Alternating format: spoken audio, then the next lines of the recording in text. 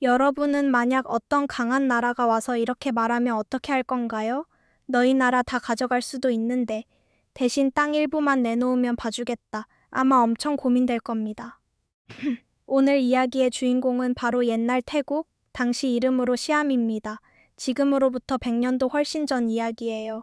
그때 유럽은 엄청 강했습니다. 영국과 프랑스는 세계 곳곳을 식민지로 만들고 있었죠. 군함도 강했고 총도 강했고 경제력도 강했어요. 당시 아시아 나라들은 버티기 힘들었습니다. 주변 나라들을 보면 거의 다 점령당했어요. 베트남, 라오스, 캄보디아는 프랑스가 가져갔고 미얀마는 영국이 가져갔습니다. 그런데 딱 하나 이상한 나라가 있었어요. 바로 시암, 지금의 태국입니다. 시암 왕과 관리들은 엄청 고민했어요. 우리도 싸울까? 그런데 현실은 너무 무서웠습니다. 당시 영국은 세계 최강급 해군이 있었고 프랑스도 엄청 강했어요. 만약 전쟁이 터지면 나라 자체가 사라질 수도 있었죠. 그래서 시암은 독특한 방법을 선택합니다. 바로 땅 일부를 넘겨주고 나라 자체는 살리자. 처음 들으면 이상하죠? 아니, 땅을 왜 줘? 그런데 당시 시암 입장에서는 선택지가 많지 않았어요. 1893년. 프랑스 군함이 시암 근처까지 들어옵니다.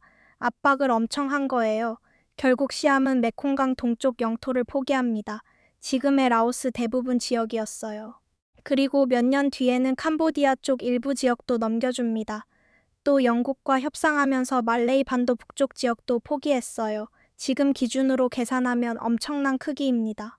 서울 800개가 넘는 수준이라는 말도 있어요.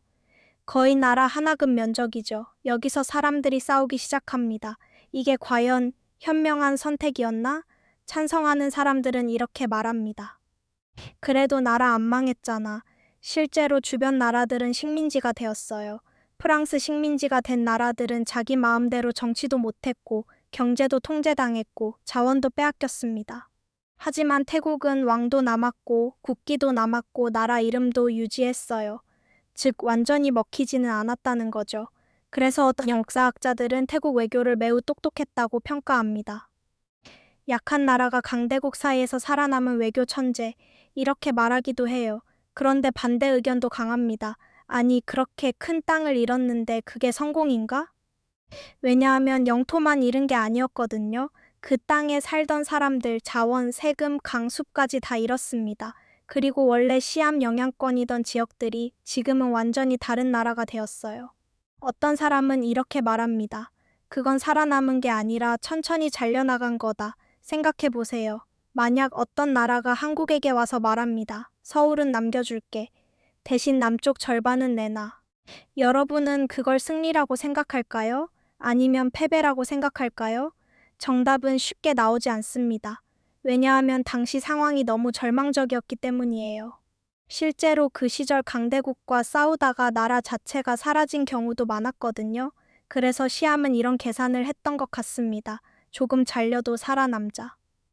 그리고 결과적으로 태국은 지금까지 독립국가로 존재하고 있어요.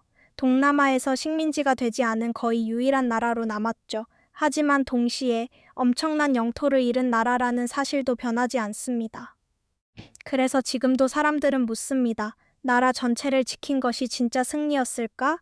아니면 너무 많은 것을 포기한 비싼 생존이었을까? 여러분 생각은 어떤가요?